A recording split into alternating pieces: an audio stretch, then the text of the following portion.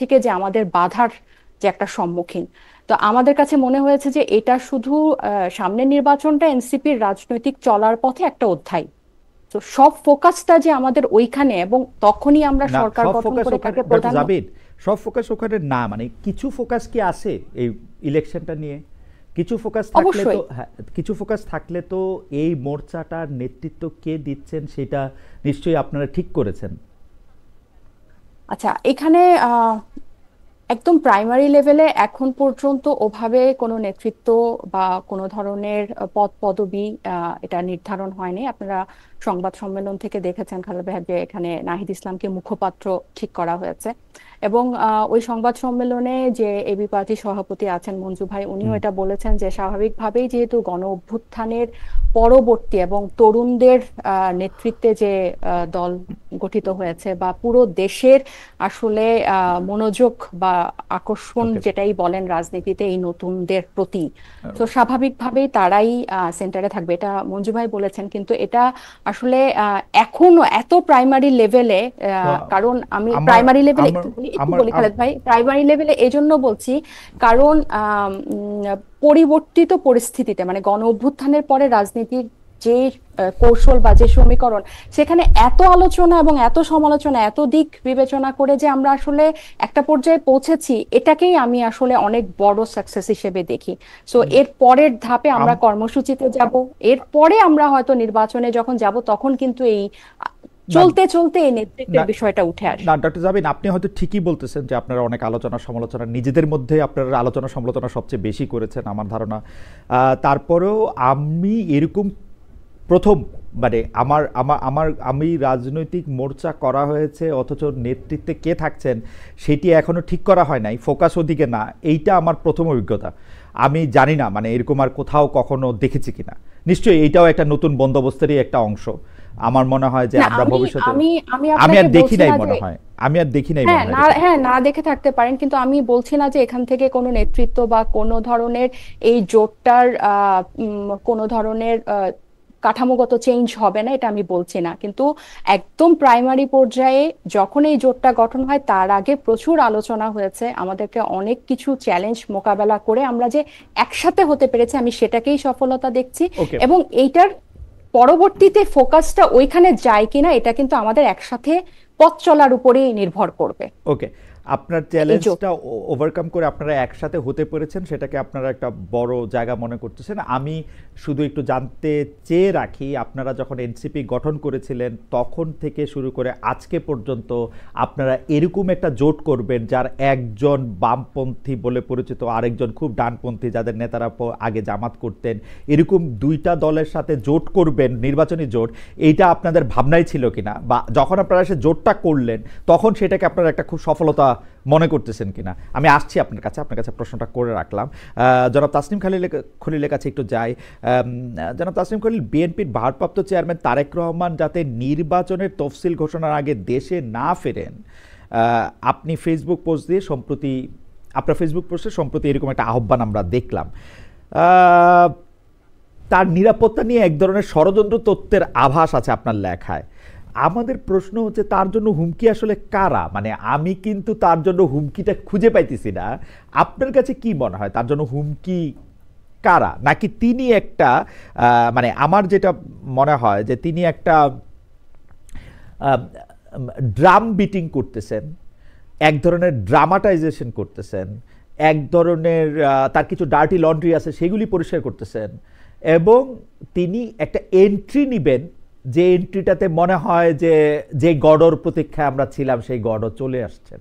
কারণ পুরো ব্যাপারটাই মানে যেটা মানে তার না আসাটা পুরোটাই আমার কাছে মানে খুব যৌক্তিক কোনো কারণ খুঁজে পেতেছি না। এখন যেহেতু তাসনিম খলিল ফেসবুকে একটা স্ট্যাটাস দিলেন, আমার আমি আসলে আপনাকে খোঁজ করতেছিলাম গত 2-3 সপ্তাহ ধরে এটা জানার জন্য যে ইজ ইট লাইক, মানে এর মধ্যে কি আছে আসলে। মানে আমি ফেসবুক স্ট্যাটাস দিলাম এই জন্য তারেক রহমানে দিল এরকম কিছু, না মানে না, আপনি ষড়যন্ত্র তো। ফেসবুক দিলেন যেহেতু, আমি আপনাকে যতদিন ধরে চিনি, যখন থেকে আপনার পরিচয়, মানে আপনি যে খুব অকারণে দিছেন ব্যাপারটা এরকম মনে হয় নাই আমার কাছে, মানে জাস্ট একটা গাট ফিলিং থেকে দিছেন, এটা আমার মনে হয় না। দেখেন, আমি দুইটা একটা জিনিস বলি। আমি তারেক রহমান কেন দেশে যাচ্ছে না, বা তারেক রহমান কবে যাবে, বা যাবে কি না আদৌ, এগুলো তারেক রহমান এবং তার পার্টি ডিসিশনের ব্যাপার।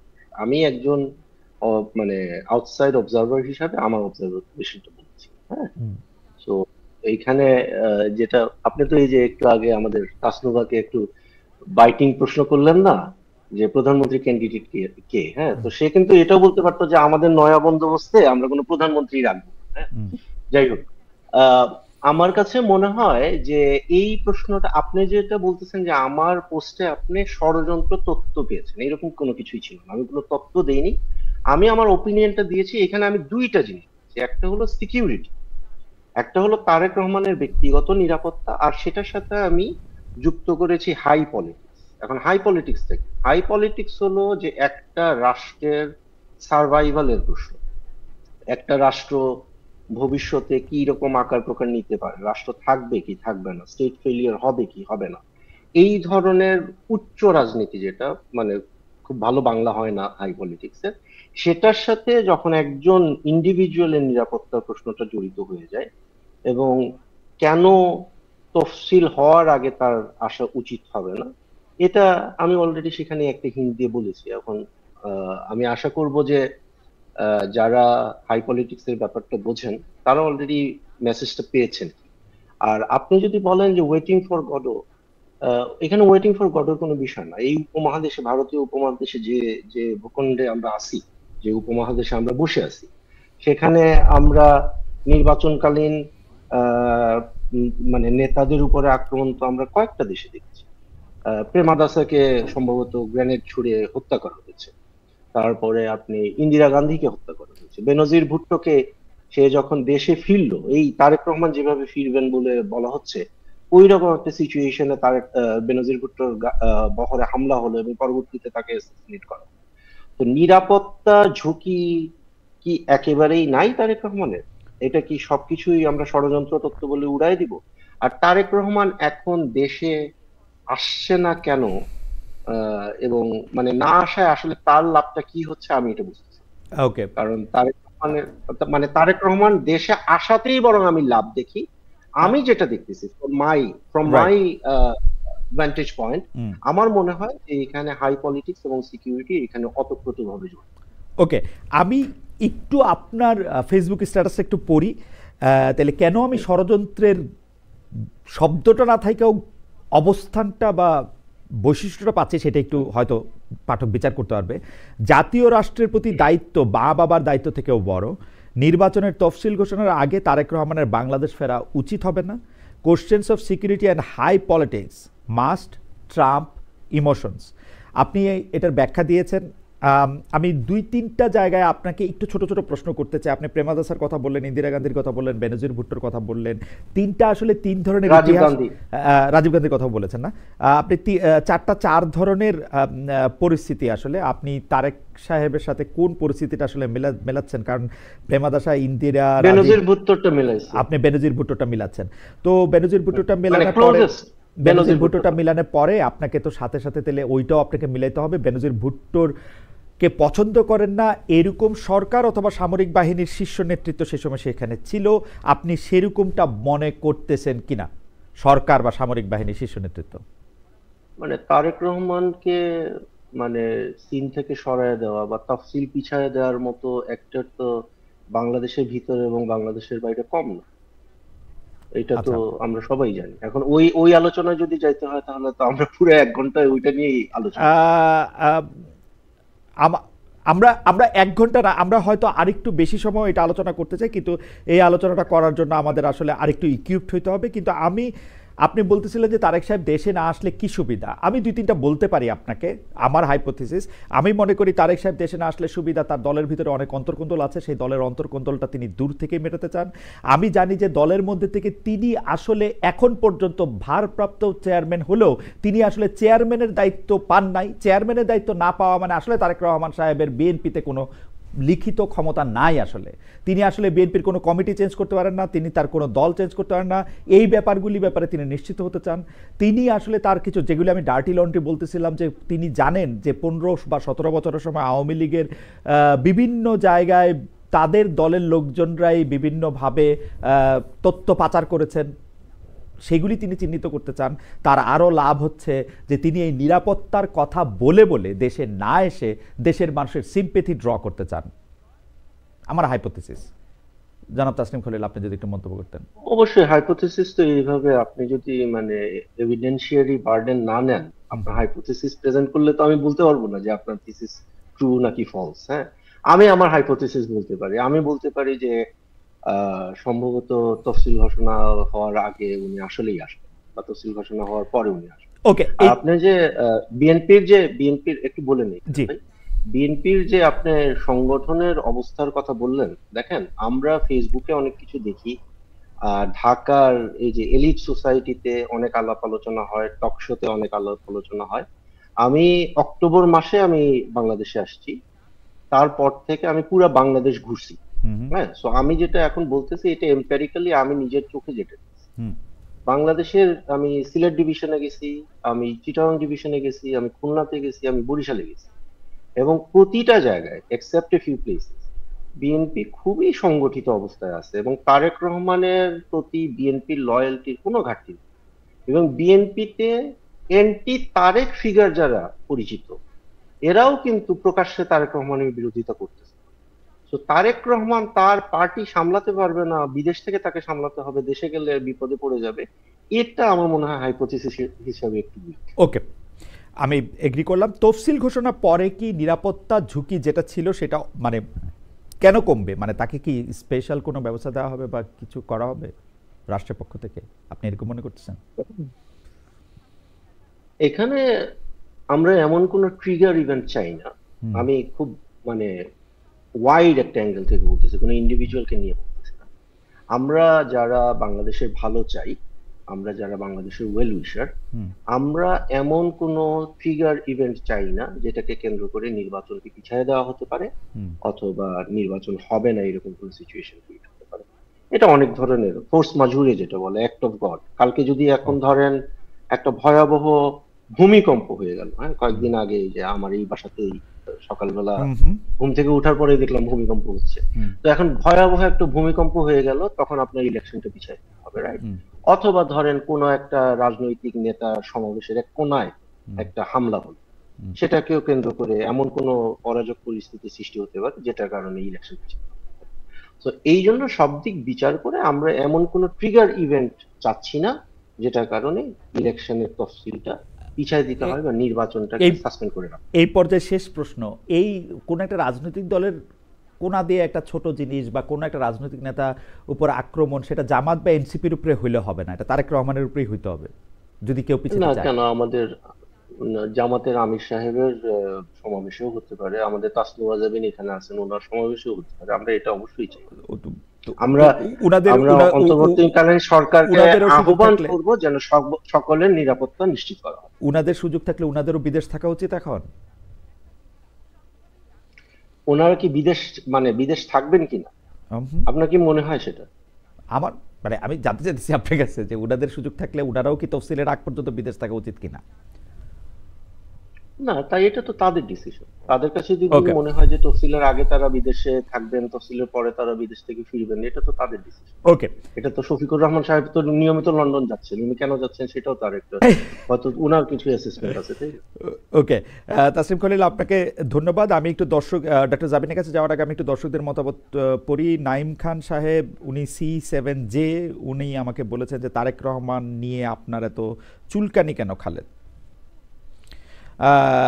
আরেকজন বলছেন খালেদ ভাই, খালেদা জিয়া ভালো কিন্তু তার দল ভালো না, জামাত এটা বলে, কিন্তু আমার প্রশ্ন খালেদা আর বিএনপি কি আলাদা? হয় ভাই, আমি একটু ডক্টর জাবিনের কাছে আসি। ডক্টর জাবিন, প্রথম যখন এনসিপি গঠিত হয়েছিল তখন এনসিপি নিজেদেরকে যেরকম একটি দল হিসেবে দাবি করেছিল বা আত্মপ্রকাশ করেছিল, এখন আপনারা এই পথ পাড়ি দিয়ে এসে যেটাকে আপনি চ্যালেঞ্জ বলছেন, আমি ভিতরে বাহিরে নানা ধরনের চ্যালেঞ্জই দেখছি। আপনাদের দলের একজন নেতা তিনি এরকম বলছেন, বাইরের বিএনপি আর জামাতকে কি করে সামলাবো, আমরা তো আব্দুল কাদেরকেই সামলাতে পারছি না।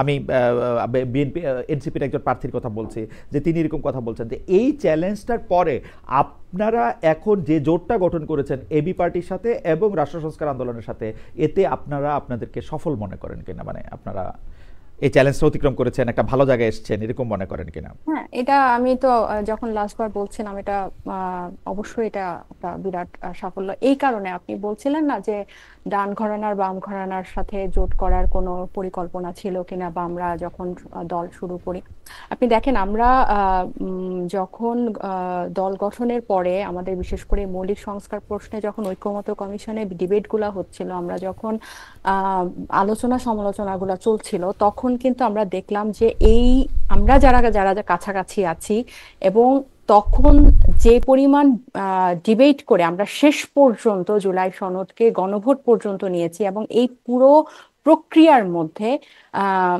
এই তিনটা দল কিন্তু আমরা কাছাকাছি ছিলাম।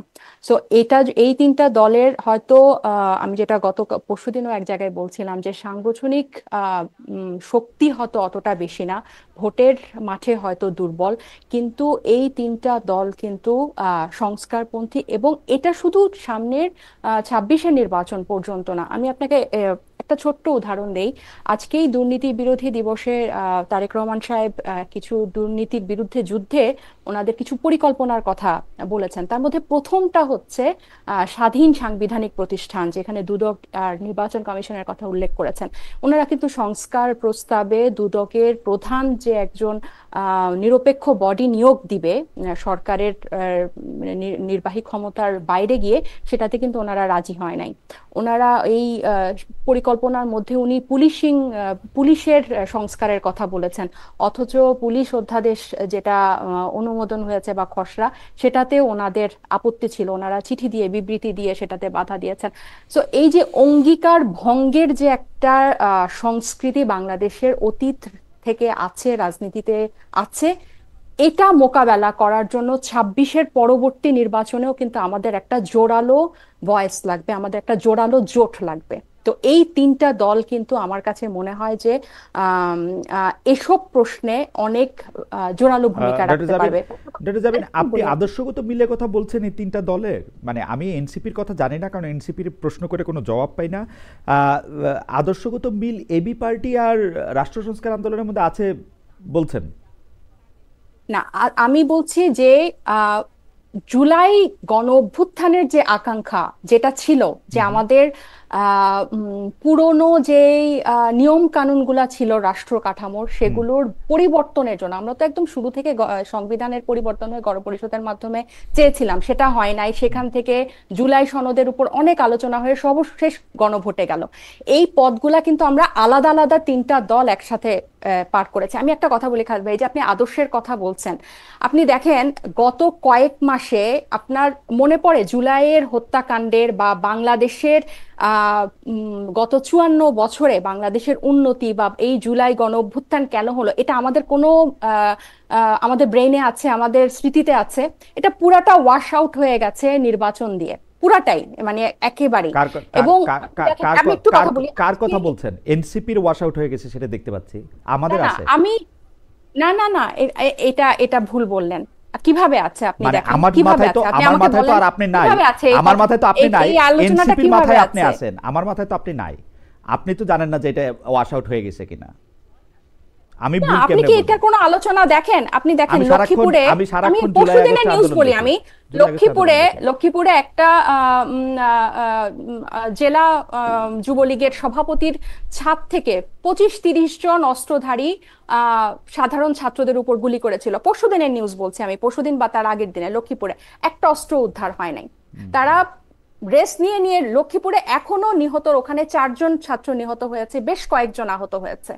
এসব খবর কি আপনি যে এই যে প্রত্যেকটা থানা থেকে যে এতগুলা অস্ত্র আপনার লুট হলো, এগুলার কি কোনো কিছু রিভাইভ হয়েছে? আমি যেটা বলছিলাম, এই যে আজকে রোকেয়া দিবস আসলেই বাল্যবিবাহ নিয়ে খুব রব উঠে, বাল্যবিবাহ রোধ করতে হবে। আমার দর্শকরা নিশ্চয়ই হাসাহাসি করবে, নির্বাচনের টকশোতে আমি বাল্যবিবাহের কথা বলছি।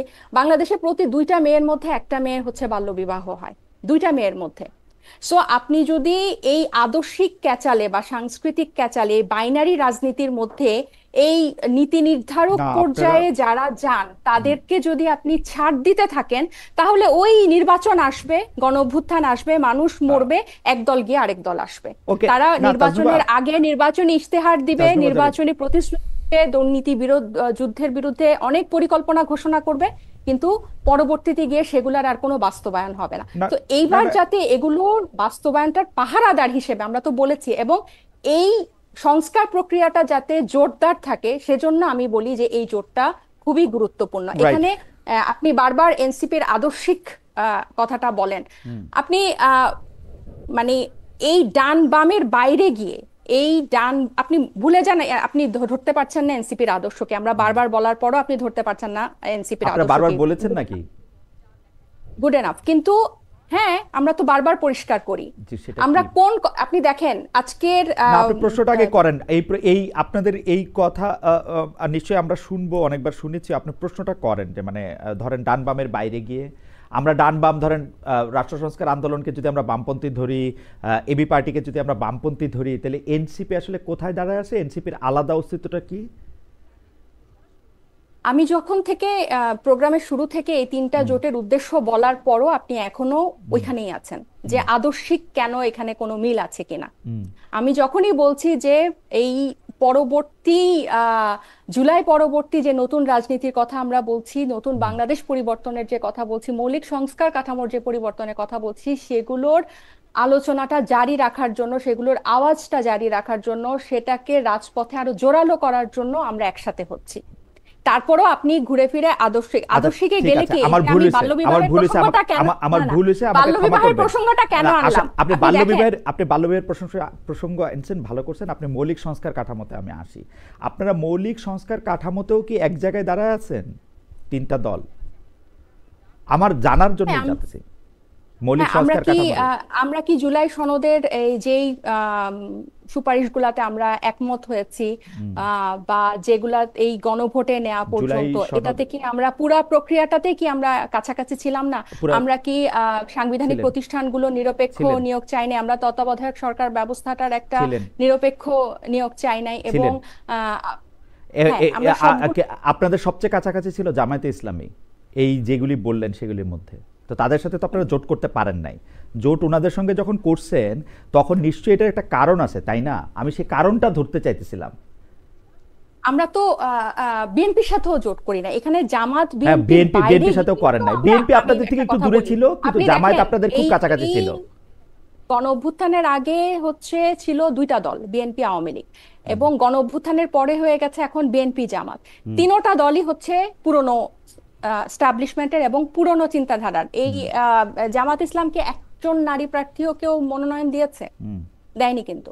তাহলে আমরা বারবার বলছি যে নতুন পথে যাদেরকে আমরা, সেটা একজন হলেও, এক দলের একজন হলেও একজন, আমরা আমাদের আওয়াজটা ভারী করতে চাই। ওকে, এনসিপি নতুন পথের যাত্রী, এনসিপি নতুন পথের রাজনীতি করতেছে, তাই তো?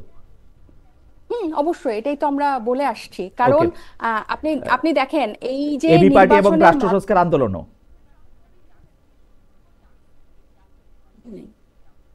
এবি পার্টি রাষ্ট্র সংস্কার আন্দোলনও নতুন বন্দোবস্তের রাজনীতিই করতেছে না। তারা তো তাদের মতো করে নিজস্ব তিনটা রাজনৈতিক দল ছিল, কিন্তু আমরা এখন জোট হয়েছি কোন উদ্দেশ্যে, কিসের উদ্দেশ্যে? আমি উদ্দেশ্যটাই আপনাকে বারবার পরিষ্কার করার চেষ্টা করছি, উদ্দেশ্যটাই বলার চেষ্টা করছি যে আমরা এই ধরনের। উদ্দেশ্যটা তো আপনি শব্দ বলতেছেন, সংজ্ঞায়ন করতেছেন না। আপনার কাছে মৌলিক সংস্কার আর এবি পার্টির কাছে মৌলিক সংস্কার কি এক? কেন? এই যে আমরা যেই রাষ্ট্র কাঠামোর যে সংস্কারগুলোর আমরা কথা বলেছি, এগুলা কি আপনার কাছে এক মনে হয় না? আমার কাছে তো জামায়াতে ইসলামীকে যেসব কথা আপনারা বলেছেন, জামায়াতে ইসলামীর সাথে আপনারা আরো অনেক বেশি এক ছিলেন। পুরোটা সময় আমি এটা দেখেছি। আপনারা ওদের সাথে করেন নাই, কিন্তু এবি পার্টি এবং রাষ্ট্র সংস্কার আন্দোলনের সাথে করছেন। এটার তো কোনো একটা যুক্তি বুদ্ধি থাকতে হবে তো, তাই না ডক্টর জাবেদ? কারণ এই দুটা দলের সাথে আমাদের বেশি বোঝাপড়া মিলেছে। কেন আমরা পুরনো? কারণ এই তিনটা দলই কিন্তু নতুন, মানে নতুন রাজনৈতিক দল। আমি কেন পুরনো? আপনি দেখেন আজকে যে 18-20 কোটি মানুষের দেশে 1300 মানুষের উপর জরিপ নিয়ে যে পাতায় পাতায় প্রকাশিত হয়, আপনি জরিপটাকে মোটা দাগে যদি দেখেন, দেখবেন যে মানে নতুনরা অজনপ্রিয়, নতুনরা ব্যর্থ, এরকম একটা পিকচারই এখানে আসছে, এবং পুরনোরা এখনো জনপ্রিয়, পুরনোরাই ক্ষমতায় যাবে, এরকম একটা জিনিস পোট্রে করারই থাকে। আপনার এই না, আপনার সংস্কারে শুধু মিল থাকলেই তো হবে না, সুপারিশে শুধু মিল থাকলেই যে আমরা তাদের সাথে জোট করে যাব তা না। আমি আপনাকে শুরুতেই বলছিলাম যে অনেক আলোচনার পরও কিন্তু, কারণ এই নির্বাচনটা কেন্দ্র করেই তো খালি জোটটা হয় নাই। আ- সো ভবিষ্যতের আমরা রাজনীতি নিয়ে, কেন, ভবিষ্যতের রাজনীতি, অবশ্যই এটার রাইট। পরেও এটার পরেও ঠিক এটার আছে, পরেও আমি বলছি। ঠিক আছে, আমি আমি আমি মনে হয় আপনাকে মানে বুঝতে পেরেছি। আমি পরের আলোচনার মধ্যে যাই। এই প্রশ্নটা আসলে কমন, কিন্তু আমি প্রথমে একটু তাসনিম খলিলকে শুনতে চাই, পরে ডক্টর জাবিনকে আমরা শুনবো। যে তফসিল ঘোষণার কথা বলা আছে যে আগামীকাল বুধবার বা তার পরের দিন বৃহস্পতিবার জাতীয় নির্বাচনের তফসিল ঘোষণা করে। এখন পর্যন্ত আমাদের কাছে যা তথ্য, এটা আরও পিছাতে পারে। কিন্তু এই তফসিল পেছানো বা না পেছানো যাই হোক না কেন, ফেব্রুয়ারিতে জাতীয় নির্বাচন নিয়ে আর কোনো অনিশ্চয়তা কি আছে? ডক্টর জাবিনের কাছে যাওয়ার আগে জনাব খলিল কি মনে করেন, মানে আপনি কি আর কোনো অনিশ্চয়তা দেখেন ফেব্রুয়ারিতে ইলেকশন নিয়ে? না, আমি দেখি না। এখানে অনেক চেষ্টা চরিত্র হয়েছে মনে হয় হ্যাঁ। ইলেকশন পিছানোর। হুম।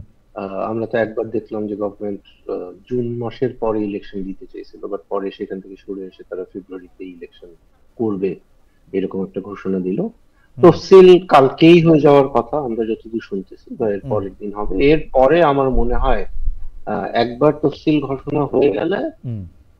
এই এন্টায়ার সিস্টেম, আপনি তো অ্যাডমিনিস্ট্রেশনের ছিলেন, আপনি হুম। জানেন যে নির্বাচনকালীন সময়ে রাষ্ট্র পুরোপুরি মানে অন্য একটা ট্রেনে উঠে যায়, না অন্য একটা লাইনে উঠে যায় ট্রেন। তো এরপর থেকে বাংলাদেশ একটা নির্বাচনী ট্রেনের মধ্যেই থাকবে, যেটা আবার ইউনূস সাহেবের একেবারে প্রথম থেকে এটা ওনার অন্যতম ওয়াদা ছিল জাতির কাছে, যে উনি একটা গ্রহণযোগ্য ভালো নির্বাচন করবেন। এবং কালকে বা পরশু তফসিল ঘোষণা যদি করে ফেলে নির্বাচন কমিশন, আমার মনে হয় যে এটা ওই ওয়াদার আহ, একটা একটা দিকে একটা পদক্ষেপ হবে, পজিটিভ একটা পদক্ষেপ। ওকে, তফসিল ঘোষণা তো হয়ে যাবে। আপনি বলছেন কালকে বা পরশু হলে হবে, নির্বাচনে অনিশ্চয়তা আপনি দেখতেছেন না। মিডিয়ার রোলটা আপনি কীরকম দেখতেছেন? স্পেসিফিক আমি একটা ঘটনার কথা উল্লেখ করি। সেই ঘটনাটা হচ্ছে যে আমরা দেখলাম একটা টেলিভিশনের একজন অ্যাঙ্কার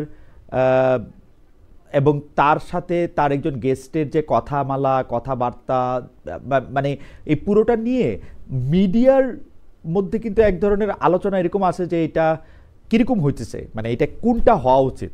আপনি কি মনে করেন তাসনিম খলিল, এটা কোনটা হওয়া উচিত? মানে কাউকে কারো পছন্দ হবে না। কোন অ্যাঙ্কর কোন শো আমি তো আমি বুঝি নাই। ও ভাই আমি আমি আমি আমাকে আমি আপনাকে বলি, যমুনা টেলিভিশনে একটা শো হয়েছে, সেই যমুনা টেলিভিশনের শো এর যে একজন অ্যাঙ্কর আছেন, সেই অ্যাঙ্কর একটা প্রতিবাদ জানিয়েছেন একটা কথায়, একজন রাজনীতিবিদের কথায়, এবং সেই রাজনীতিবিদদের কথায় প্রতিবাদ জানানোর পর কেউ তাকে অনেক শাবাশি দিচ্ছেন, কেউ তাকে খুবই বাজে ভাষায় নিন্দামন্দ করতেছেন। কিন্তু প্রশ্নটা উঠতেছে যে আসলে মিডিয়ার রোলটা কি হওয়া উচিত পোস্ট 24 বা পোস্ট জুলাই আন্দোলন? আচ্ছা, আমি আগেও বলছি যে আমি তো অনেক ট্রাভেলের মধ্যে ছিলাম। হুম। আমি আসলে এক্স্যাক্টলি কোন এপিসোডটা আপনি বলতেছেন বা কোন যমুনার কোন শো, এটা আমি জানি না। ওকে। বাট আমি খুব ব্লাইন্ডলি আমি একটা গেস করতেছি, ওই গেস কি জামাতের কেউ ছিল? জামাতের, জামাতের, রাইট, রাইট। আচ্ছা, জামাতের যদি হয় তাইলে ভাই এটা মানে এটা ধরেই নিতে পারেন যে গেস যদি আপনি যদি জামাতের কাউরে এখানে ডেকে নিয়ে আসেন এবং হুম। তার সাথে একটু যদি আপনার একটা ডিসএগ্রিমেন্ট হয়, মানে আমার সাথেও আপনার ডিসএগ্রিমেন্ট হয়েছে একটু হুম। আগে, হুম। তাসনুভার সাথেও একটু আগে ডিসএগ্রিমেন্ট হয়েছে, আপনারই কিন্তু আইসা গালাগালি হুম। কুৎসিত কথাবার্তা বলা আমি আশা করি একটু কম হবে। কিন্তু জামাতের কেউ কারোর সাথে যদি মানে if you cross your path in whatever way, তাইলে এই এবিউজের থেকে কারো কোনো নিস্তার নেই। এটা আমরা সবাই ফেস করি, আমিও ফেস করি, তাজনুবা এখানে আছে তারেও জিজ্ঞেস করেন, সেও হুম। ডেফিনেটলি ফেস করে, হুম। আপনিও ফেস করেন। হুম। ঠিক আছে, তো এই যে কি জানি আলবটর বাহিনী, এগুলার নিয়ে আসলে আমি এখানে কথা বলতে চাচ্ছি না। দে আর এক্সট্রিমলি এবিউজিভ, অত্যন্ত কদর্য এবং কুৎসিত লোকজন। হ্যাঁ, এবং আমি ওরা বরং ভালো কথা বললে আমি একটু চমকায় যাই যে আজকে মানে আজকে সমস্যাটা কি, ওদের আজকে ওদের কি শরীর আজকে একটু খারাপ? সেন্সিবল কথা ঠিক বলছে। আছে, আর আজকে মানে জামাতি লোকজন যখন মানে সেন্সিবল কথাবার্তা বলে, হ্যাঁ, এই যে ধরেন আপনি কোন কোন একটা টকশোর কথা বলেন, আমি গেসিং, টকশোতে তো বাদানুবাদ হয়, কিন্তু এরপরে এই যে লাইন ধরে গিয়ে তারপরে দেখবেন ওই যে নিউ ইয়র্কে একটা, আপনার আপনার প্রতিবেশী মনে হয় একটা আছে ছাগল, হ্যাঁ, ওইটা, আর প্যারিসে আরেকটা থাকে, এরা মিলে তো মব নামায় দেয় পুরো। আহ, হ্যাঁ, মানে তো এদের এদের কথাতে আমি অতটা যাইতে চাই না এবং ওদেরকে আমি অত গুরুত্ব দিই।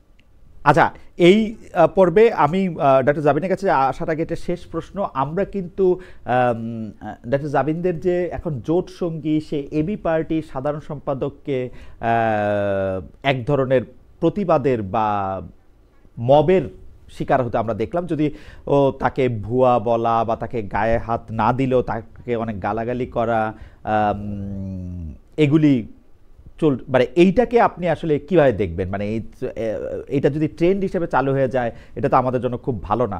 আমার একজন বন্ধু মনে করে দিচ্ছেন, তাসনিম আপনি যখন জামাতের কথা বলতেছিলেন তখন আমি একটু হাসতেছিলাম। আমার একজন বন্ধু মনে করে দিচ্ছেন, খালেদ প্লিজ ডোন্ট লাফ, কারণ সর্বশেষ আমি যে অসাধারণ আক্রমণ এনসিপির মাধ্যমে হয়েছিলাম সেটি হেসেই, এবং জামাতের জন্য হাসলে তার চেয়ে দ্বিগুণ আক্রান্ত আমার হওয়ার কথা হিসাবে, জানি না।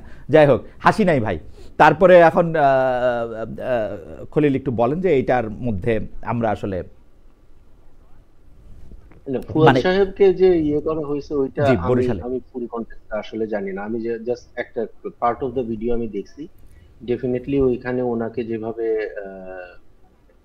দেখলাম যে রীতিমতো মানে সরায়ে নিয়ে যাওয়া হচ্ছে, হুম ডেফিনেটলি ওইখানে হুম ওনার উপরে কোনো থ্রেট ছিল হুম বা এই ধরনের কিছু একটা ছিল। তো এটা আমার আসলে আমি আশা করব যে নির্বাচনী প্রচারণা কালে যদি কোনো প্রার্থী বা পার্টির লোকজন যদি কোথাও যান, এটা প্রশাসনের দায়িত্ব, সে যে পার্টির হোক, হুম হুম এনসিপি হোক, জামাত হোক, বিএনপি হোক, সিপিবি হোক, গণসংহতি আন্দোলন হোক, প্রত্যেকের নিরাপত্তা নিশ্চিত করার দায়িত্ব স্থানীয় প্রশাসনের, পুলিশ প্রশাসন। এবং এইখানে যে নির্বাচনের তফসিল ঘোষণা করার আগেই যে এই ধরনের একটা ঘটনা ঘটলো, এটা অবশ্যই উদ্বেগের একটা একটা একটা কারণ। ওকে, আমি একটু ডক্টর জাবিনের কাছে যাই। আমাদের একজন দর্শক, তার নাম মিজানুর রহমান মিঠুন। তিনি বলছেন, আমি মিজানুর রহমান মিঠুন কুষ্টিয়া থেকে দেখছি। খালেদ ভাই, আপনি কাকে বেশি ভয় পান, বিএনপি, আওয়ামী লীগ, এনসিপি না জামাত? না, আমি কাউকে আসলে ভয় পাই না। আপনি আমি একটু ডক্টর জাবিনের কাছে যাই। ডক্টর জাবিন, যে তিনটি প্রশ্ন আসলে আমি জনাব তাসনিম খলিলকে করেছিলাম, সেই তাসনিম খলিলের প্রশ্নটা আবার আপনাকে আবার একটু বলি, কারণ একটু মনে করে দিই। সেটা হচ্ছে যে বুধবার বা বৃহস্পতিবার যদি জাতীয় নির্বাচনের তফসিল ঘোষণা করা হয়, ফেব্রুয়ারিতে জাতীয় নির্বাচন নিয়ে আর কোনো সংশয় আপনার থাকছে কিনা? আমি আপনার কাছে এই উত্তরটা পাওয়ার আগে দর্শকদের কাছে একটু জানতে চেয়েছিলাম, এবি পার্টি ও রাষ্ট্র সংস্কার আন্দোলনের সঙ্গে নিয়ে 3 দলীয় গণতান্ত্রিক সংস্কার জোট করার যে ঘোষণা দিয়েছেন এনসিপির আহ্বায়ক নাহিদ ইসলাম, প্রিয় দর্শক, এই জোট সফল হবে বলে মনে করেন কিনা? শতকরা 37% মনে করছেন সফল হবেন, শতকরা 63% মনে করছেন সফল হবেন না। 27,000 ভোট দিয়েছেন। নির্বাচনে কোনো সংশয় কি থাকছে কিনা ডক্টর জাবিন? না, আমি মনে করছি না যে কোনো ধরনের আর সন্দেহ বা কোনো কিছু থাকবে। তফসিল ঘোষণা এমনিতেই পুরো দেশ এখন সব রাজনৈতিক দল এখন নির্বাচনমুখী, এবং কালকে পরশু তফসিল ঘোষণা হলে সেটা আরো বেশি আম, মানে একদম স্পষ্ট হয়ে যাবে, বা পুরোই ওই পুরো দমে নির্বাচনের প্রস্তুতি নিবে সব দল। ওকে, মিডিয়া আহ, আপনি মিডিয়ার কথা আসছিলাম হ্যাঁ, না। আপনি মিডিয়ার কি কথা মানে আমি আমি কি একটা প্রশ্নটা করব যে মানে হ্যাঁ, হ্যাঁ। উপস্থাপক, এবং আপনি জানেন যে একজন না, রাজনৈতিক ওই প্রোগ্রামেই হচ্ছে আমি পরের আমি জাস্ট একটা হ্যাঁ অভিজ্ঞতা আর কি, জাস্ট এটা হ্যাঁ মানে আপনাদের সাথে শেয়ার করা। পরের দিনই আমি ওই শোতে গিয়েছিলাম। হুম হুম তো শো শেষ করে বাসায় আসার পর আমার ইউটিউবের নিচে একটা কমেন্ট চোখে পড়লো, যে আমি আর উপস্থাপিকা কথা বলছিলাম ওরকম একটা লিংকের নিচে, যে দুজনেরই চরিত্রে দাগ আছে। তো এটা হচ্ছে ওই যে খলিল ভাই যেটা বললো, মানে কারো বিরুদ্ধে গেলেই হচ্ছে খুব একটা সংঘবদ্ধ, মানে এখনো হয়তো শুরু ও হয়ে যাবে। ফিমেল যদি হয় তাহলে তো আর হইছে কোনো না। মানে কথাই এরপর নেই। যদি হ্যাঁ, আচ্ছা আমরা এটা দুজনেই আম ছিলাম। সরি, এটা কি নিকোলের শো এর কথা হচ্ছে? যে রাইট রাইট আমি রাইট কিন্তু আমি জানি না। রাইট। আচ্ছা তাহলে হবে। আচ্ছা ওকে, এখন আমি বুঝতে পারছি। ওকে, মানে তাহলে তো মানে ইনফ্যাক্ট এখনো নিশ্চয়ই হচ্ছে, মানে হ্যাঁ এটা হচ্ছে। হ্যাঁ আমি আমি হ্যাঁ, আচ্ছা। আমি আসলে এটাতে এখন হাসছি, কিন্তু এটা খুবই অ্যালার্মিং একটা বিষয়, এবং খুবই অ্যালার্মিং। খুবই ট্রমাটিক, কিন্তু আপনি মানে আপনি এটা শিকার ট্রমাটিক হলে না, আমি চিন্তা করছি যে প্রার্থী তালিকা আসার পর যখন এই ক্যাম্পেইনে যাব, নির্বাচনের ময়দানে মেয়েরা যাবে, তখন কি অবস্থা হবে। তখন প্রতিপক্ষের থেকে কি ধরনের এই আশা করব? মানে আপনি দেখেন, আপনি কারো উপর মানবাধিকারের পক্ষে কথা বলছেন, আপনাকে ইসলাম বিদ্বেষী ট্যাগ দিচ্ছে। আপনি কোনো রাজনৈতিক দলের রাজনৈতিক সমালোচনা করছেন, আপনার চরিত্র নিয়ে কথা বলছে, চরিত্রকে টুকরা টুকরা করে বিরানি মানে আমি তো এইভাবেই বলি, বিরানি করে খাচ্ছে। সো এটা খুবই অ্যালার্মিং। এবং আমার অনেক বন্ধু বান্ধব আছে, খালেদ ভাই আপনারও নিশ্চয়ই প্রশাসনে অনেক পরিচিত আছে, আমি কিন্তু আমার ফ্রেন্ডের থেকে শুনি যে এগুলো কিন্তু আইসিটিতে, মানে যে ডিপার্টমেন্ট, এটা কিন্তু কন্ট্রোল করা সম্ভব, এই সাইবার বুলিংটা কন্ট্রোল করা সম্ভব। এই ধরনের মানে মানে অবিশ্বাস্য রকমের এই কমেন্টগুলা, হাজার হাজার কমেন্ট এট এ টাইম, এক একটা অ্যাকাউন্ট থেকে 10-20টা করে একই ধরনের কুৎসিত মানে কমেন্ট, এগুলো কিন্তু মনিটর করা সম্ভব, এই অ্যাকাউন্টগুলোর বিরুদ্ধে কিন্তু ব্যবস্থা নেওয়া সম্ভব। কিন্তু কোনো এক অজানা কারণে এটা একটা মহামারীতে রূপ নিয়েছে গত 8 মাসে। এবং আমি এটাকে অ্যালার্মিং বলছি এই কারণে, দুইটা কারণে। একটা হচ্ছে আমরা যদি মেয়েরা নির্বাচনে অংশ নেই, তখন এই নেক্সট 3 মাস 2 মাস আমরা কিভাবে পার করব, এক। দুই হচ্ছে কিভাবে এটা মত প্রকাশ করব। এই যে আমি তো তারও মানে তাদের রাজনৈতিক সমালোচনা ডক্টর করছি, জাবিন, আমি ডক্টর জাবিন, আমি মেয়েদের ব্যাপারটা যদি একটু আলাদা করে রাখি, কারণ এটা আমার জন্য, আমি আসলে তাসনিম যতটা বিরক্তি নিয়ে বলছেন না যাই নাই, আমারও ততটা বিরক্তিই লাগে আসলে কোনো একটা মানুষকে তার প্রতিপক্ষ হোক বা তার বিরুদ্ধ মত হোক, তাকে আসলে মানে ব্যক্তিগত পর্যায়ে আক্রমণ করা, এবং মেয়ে হলে সেটা বেশি করা। কিন্তু আমি একটা জিনিস শুধু জানতে চাই ডক্টর জাবিন, আপনার কাছে কি মনে হয় না যে বাংলাদেশে এই ট্যাগিং, এই সংঘবদ্ধ আক্রমণ, এইটা আওয়ামী লীগের পরে এনসিপি সবচেয়ে বেশি করছে? মানে এনসিপির জন্মের আগে এবং পরে, নাকি জামাত ইসলাম বেশি করছে? তাসনিম মাথা নাড়াচ্ছেন, মানে তৈলে হয়তো জামাত ইসলামের চেয়ে একটু কম এনসিপি, আমি জানি না, কিন্তু এনসিপি যে কি পরিমাণ করছে। জি, আপনি ভুল বলছেন, এই ট্যাগিং এর রাজনীতি সবচেয়ে বড় ভিকটিম এনসিপি, তাই সবচেয়ে বড় ভিকটিম। আচ্ছা, এটা আপনার দাবি। আমি একটু তাসনিমকে শুনি, ট্যাগিং এর রাজনীতির ভিত্তি আপনার কেন? তাসনিম ভাই একটু আমি আপনার ডিফেন্সেই কথা বলি, ঠিক আছে? শোনেন, এই ট্যাগিং এবং সাইবার বুলিং এর মানে ক্ষেত্রে আমি একটা কি, মানে যারা আমাকে ফেসবুকে ফলো করে, এভরিওয়ান নোজ, মানে এটা বছরের পর বছর ধরে চলে আসছে। এবং বাংলাদেশে এই কদর্য কুৎসিত বুলিং, এটার মানে সবচেয়ে সিদ্ধহস্ত গ্রুপটা ছিল আওয়ামী লীগের। Right, right. এক, এবং ওই সময় থেকে, এখন না, নতুন না, ওই সময় থেকে আমি যেটা ট্রেন্ডটা আমি লক্ষ্য করতাম, সেটা হলো ঠিক মুদ্রার অপর পিঠের মতো, এটা ছিল জামাত এবং শিবিরের লোকজন। ওকে, এটা 5ই আগস্টের আগে থেকে। একটা হলো ছাত্রলীগ, আওয়ামী লীগ, মানে লীগ, আর আরেকটা হলো জামাত শিবির। ওকে। এবং 5ই আগস্টের পর থেকে দুই দিক থেকেই কিন্তু এখন আক্রমণ হচ্ছে। আমি আপনার সাথে দ্বিমত করবো, বিকজ আমি কিছুটা তো অন্তত দেখি, মানে অনলাইন বুলিং এর বিষয়টা যদি আমি বলি, আপনি দেখবেন যে এনসিপি বলেন বা বিএনপি বলেন, এদেরকে কিন্তু সবচেয়ে কুৎসিত আক্রমণটা করতেছে দুই দিক। একটা হলো লীগ, তো ডেফিনেটলি তাদের এনসিপি বা গণ অভ্যুত্থানের নেতৃত্বদানকারী পক্ষের ব্যাপারে একটা বিদ্বেষ আছে, সেটা। আর আরেক দিকে হলো নারী যারা, তারা সবচেয়ে বেশি আক্রমণের সম্মুখীন হচ্ছেন, এই যে আলবটর বাহিনী যেটাকে বলা হয় এখন। ওকে, আমি আপনার বক্তব্যের সাথে একমত হয়ে আমি একটু এইটাকে ভার্চুয়াল জগৎ থেকে আসল জগতে একটু নিয়ে যাই। তাহলে আমি একটু প্রশ্নটা করি, হচ্ছে যেরকম যে আসল জগতে কি আমরা এটা দেখছি শিক্ষকদের হেনস্থা করা হচ্ছে? আমরা কি এইটা দেখছি যে ঘোষণা দিয়া বিচারকদের চেয়ার থেকে নামায় দেওয়া হয়েছে? আমরা কি এইটা দেখছি যে যে কোনো সময় যে কোনো জায়গায় আমি সমন্বয়ক এই পরিচয় ব্যবহার করা হচ্ছে, এবং এই মবটাকেও ডিফেন্ড করা হচ্ছে? এখন যখন আপনার প্রিমাইসটাতে একটা প্রবলেম আছে, ওই যে সময় টেম্পোরাল একটা সমস্যা করতেছেন আপনি, যে সময়কার কথা বলতেছেন সেই সময় তো এনসিপি ছিল, এবং ওই সময়ে যে আপনার যারা ছিল, সমন্বয়ক যারা ছিল, এরা তো এরপরে অনেক ভাগে ভাগ হয়ে গেছে।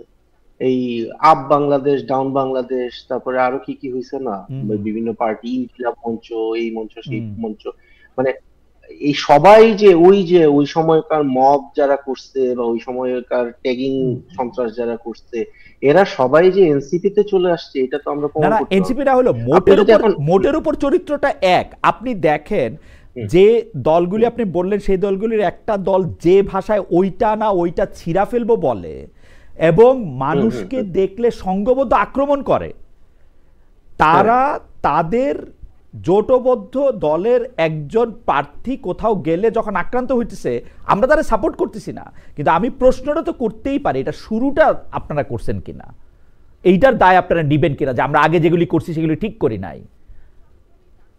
আচ্ছা, এটা মনে হয় এইটা আমি তাজনুলের তাজনুলের কাছে প্রতি জিজ্ঞেস প্রশ্ন করতেছি মনে যে হয়। আপনারা আগে যেগুলি করছেন সেগুলি ঠিক খালেদ করছেন ভাই, কিনা। আমি আপনার সাথে কমপ্লিটলি দ্বিমত। এটা আপনার পারসেপশন, এটা হতে পারে, কারণ আপনার নিজের হয়তো ব্যক্তিগত অভিজ্ঞতাটা এখানে মার্জ হয়ে যাচ্ছে। এটা যখন আমি আমার একটা ব্যক্তিগত অভিজ্ঞতার কথা বলি নাই, আমি একটু আমি শেষ করি খালেদ ভাই। বিচারকদেরকে বাইর করে দেওয়া, না, এটা তো শিক্ষকদেরকে এটা দূর তো করে আপনি দেওয়া, জুতার তাসনিম মালা ভাই দেওয়া বললেনই। মানুষকে, না না, আমি এটা সেগুলির কথা তাসনিম ভাই বলছি। বললেনই। আপনি সারা দেশের সমন্বয়কদেরকে যদি আম, একটা একটা দলের করে ফেলেন, হ্যাঁ, এনসিপির করে ফেলেন, এটা একটা কমন থিং হয়ে গেল না। গণ অভ্যুত্থানের সব ধরনের সমালোচনা, সব ধরনের দোষ, সব ধরনের ব্যর্থতা সব হচ্ছে এনসিপির, এই দলের, এই সাইডের।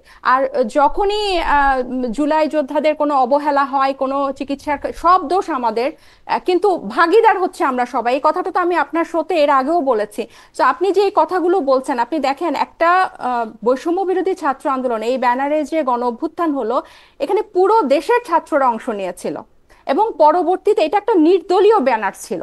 এটাকে যখন আপনি একটা রাজনৈতিক ট্রান্সফরমেশনে দিবেন, এটার কিন্তু ভুল হোক শুদ্ধ হোক একটা পথের মধ্যে দিয়ে যেতে হবে, এটা শেপে আসতে হবে।